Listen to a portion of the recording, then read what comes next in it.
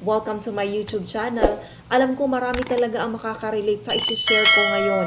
Yung nag-load ka ng for 1 week, pero ang bilis maubos ng data mo. Yung tipong 3 to 4 days pa lang ay ubos na. Baka naman kasi hindi mo napindot ang don't auto-update apps sa settings ng iyong application sa iyong cellphone. Kaya madaling naubos ang iyong data.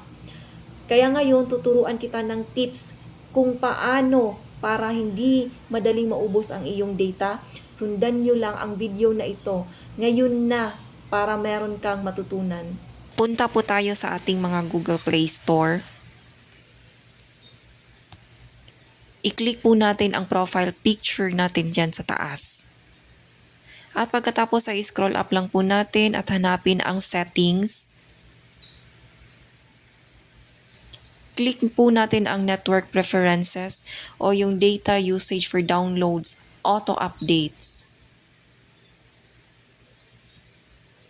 Click po natin ang auto update apps.